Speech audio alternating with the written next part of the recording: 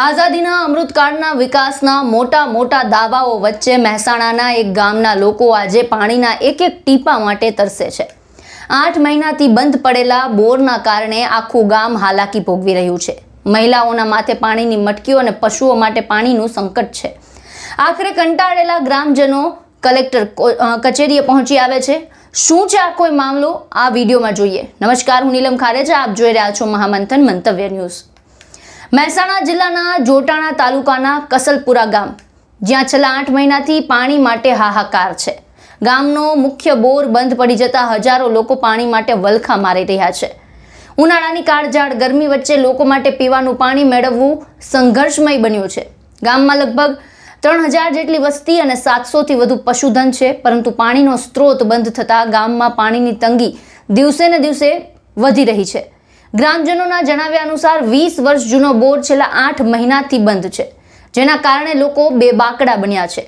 આક્રોશિત ગ્રામજનોએ અનેક વખત પાણી પુરવઠાને લેખિત અને મૌખિક રજૂઆત કરી।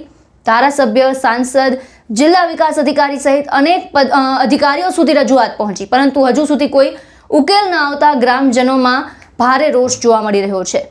ગામમાં હાલ પાણીની જે વ્યવસ્થા છે તે ગામની જરૂરિયાત સામે ખૂબ જ ઓછી સાબિત થઈ રહી છે। 70,000 લીટરની ક્ષમતાવાળો બોર માત્ર 2 વખત ભરાય છે, એટલે કે 1,40,000 લીટર પાણી મળે છે, જ્યારે ગામને રોજિંદા ઉપયોગ માટે 3 લાખ લીટરથી વધુ પાણીની જરૂર છે। પરિણામે ગામમાં પાણી માટે હાહાકાર છે। ઉનાળાની રજાઓના કારણે શહેરોથી આવેલા વિદ્યાર્થીઓ અને પરિવારો ગામમાં રોકાયા હોવાથી પાણીની સમસ્યા વધુ વિકરાળ બની છે। મહિલાઓને દૂર સુધી પાણી લેવા માટે જવું પડે છે, જ્યારે પશુઓ પણ પાણી વગર તડપી રહ્યા છે। આખરે કંટાળેલા ગ્રામજનો મહેસાણા કલેક્ટર કચેરીએ પહોંચે છે અને તાત્કાલિક નવો બોર બનાવવાની તથા નર્મદા છે તેનું પૂરતું પાણી આપવાની માંગ સાથે આવેદનપત્ર પાઠવે છે। બેચરાજી વિધાનસભાના જોટાણા તાલુકાના કસલપુર ગામના આજે રહેવાસીઓ આયા છે। બધા પ્રશ્ન એ છે ગામવાસીનો કે ગામની અંદર છેલ્લા 8 મહિનાથી પાણી નથી। જોવાની વાત છે કે પશુ હવાડા બધા ખાલી છે, એના સિવાય ગામના રહીશો માટે પાણી નથી। ગામના લોકો એક ગામથી બીજા ગામ, આજુબાજુના જોટાણા પ્રોપરમાં જઈને પાણી ભરીને આવે છે અને પોતાનું રોજિંદુ જીવન વિતાવે છે। આવો પ્રશ્ન છેલ્લા 8 મહિનાથી છે। એના માટે આજે ગામવાળા કલેક્ટર સાહેબને રજૂઆત માટે આવ્યા હતા। કલેક્ટર સાહેબનો કેવો રિસ્પોન્સ છે આ બાબતે? કલેક્ટરશ્રીએ અમને એવું આશ્વાસન આપ્યું છે કે અમે ટૂંક સમયની અંદર તમારો પ્રશ્નનું સમાધાન કરીશું, પણ ગામવાળા અને આજે અમારું મહિલા સંગઠન એમને એવું કહ્યું છે કે જો આ ગામનો પ્રશ્ન શોર્ટ આઉટ નહીં થાય, ગામવાળાને પાણી નહીં મળે, તો અમે આગળ અમારું આંદોલન ચાલુ રાખીશું અને અમે ગાંધી ચિંધ્યા માંગે આંદોલન કરીને ગામવાળાને જ્યાં સુધી પાણી નહીં આપે ત્યાં સુધી અમે લોકો એમની સાથે ઉભા છીએ। પાણી નહીં આપવા બાબતે એમને કોઈ વાત કરી તમને? એમાં એવું છે, જોવાની વાત તો એ છે કે ગામવાળા પાણી પુરવઠામાં રજૂઆત કરવા ગયા, ત્યાં આગળ એમને કોઈ જવાબ મળ્યો નહીં। એ લોકોએ લેખિત બી રજૂઆત કરી, વર્બલી બી રજૂઆત કરી, ચાલુ એમએલએ સાહેબને બી રજૂઆત કરી।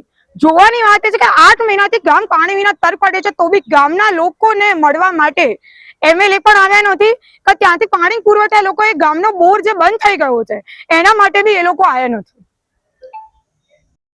સરકારે બહુ મોટી વાતો કરે છે, જાહેરાતો કરે છે અને બહુ મોટા પૈસા આ નળ સે જળ યોજના પાછળ નાખવામાં આવે છે। તો મારો એક પ્રશ્ન છે, જો નળ સે જળ યોજના મુજબ કામ થતું હોય તો આજે જોટાણાની અંદરથી કસલપુર ગામના રહેવાસીઓને પાણી માંગવા માટે કલેક્ટર જોડે કેમ આવવું પડે છે? તો જોવાની વાત એ છે કે આવા તો મહેસાણા જિલ્લાના કેટલાય ગામડા પાણી વિહોણા છે, તો શું આ સરકારની નળ સે જળ યોજના માત્ર કાગળ ઉપર જ છે?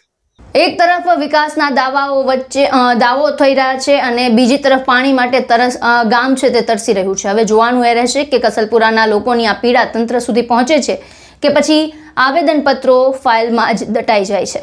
આપના વિચારો અમને કમેન્ટ બોક્સમાં જણાવો અને અમારી ચેનલને લાઇક, શેર અને સબસ્ક્રાઇબ કરવાનું ભૂલશો નહીં।